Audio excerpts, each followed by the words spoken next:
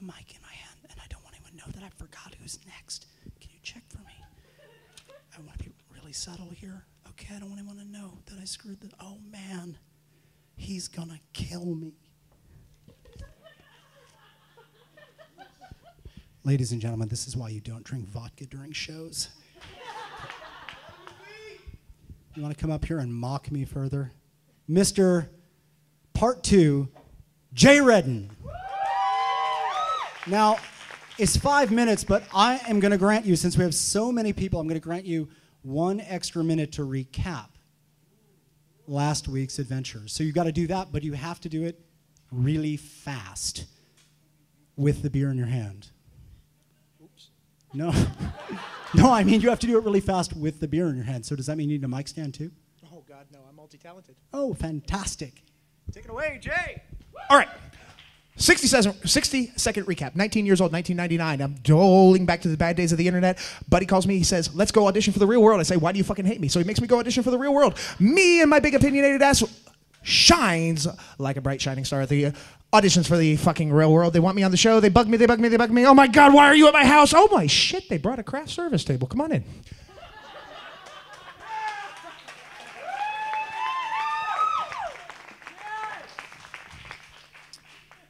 So I'd been living for a week and a half off the sandwiches and other assorted sundries on said craft service table. You know, after about 10 days, you can notice the level of preservative in the food. Oh, look, the bread's kind of rubbery. Whatever. Catch my breath. That was a lot of words real fast. Sorry. Okay. So. Oh, wow. And it's not even a dead soldier. I like how this works. Okay. The phone rings. I pick up the phone. Karen's on the other line. Karen's the producer for The Real World. And Karen tells me, Jay, we have just gotten you your first class ticket out to L.A. Cool. So they put me on American Airlines. I go out to the DFW airport. And this was before the days of the creepy-ass lockdown where you could actually still go to the airport, kind of hang out, smoke a cigarette, look at the weird people. Oh, look, love, family relationships. Not anymore. So they put me on the airplane. And the fabulous thing that I learned about first class flying is that they don't give a shit who you are. If you paid for the ticket, you're 21. So I arrived in LA looking and feeling my absolute best. Let me tell you, 8 hours in a tin can, drinking as much vodka as I possibly could put down my gullet. I looked like the all-American kid from Dallas, Texas, and I felt like it.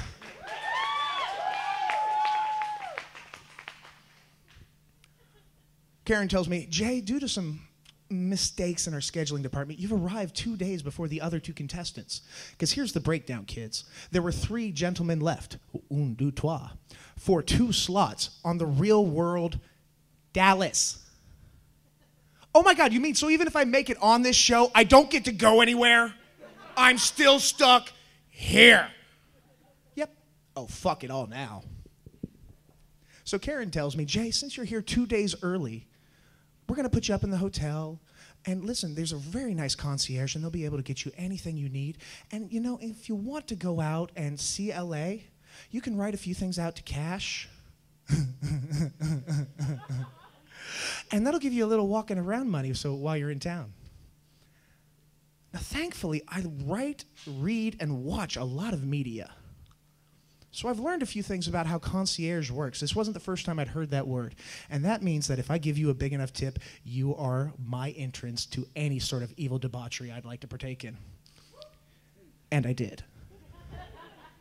8 balls of cocaine. I think I got 15 or 16 of them. I found the best Charlie Sheen class hookers I could get into that hotel.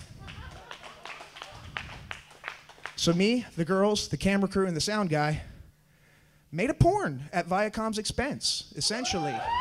I mean, we're talking 2 solid days of coked out fucking.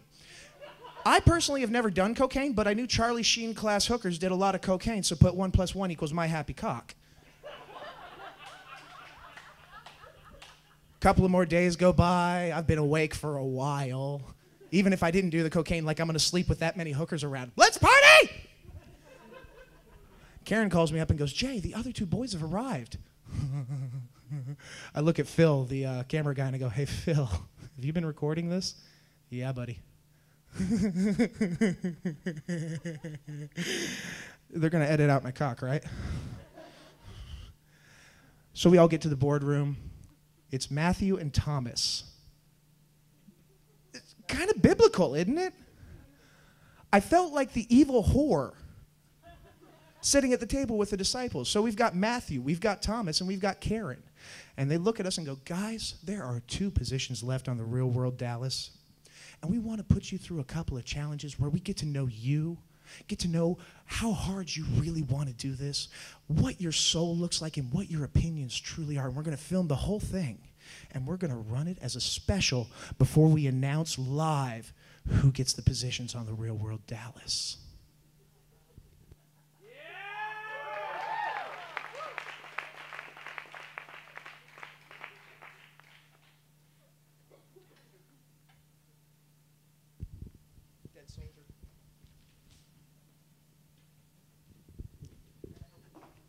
Dear Internet, we here at the Open Stage pride ourselves on creating fiction, works of art, characters that aren't real. Unfortunately, that was not one of them. The best thing that has happened yet on the Open Stage, Redden, Part 2 of how he destroyed popular media.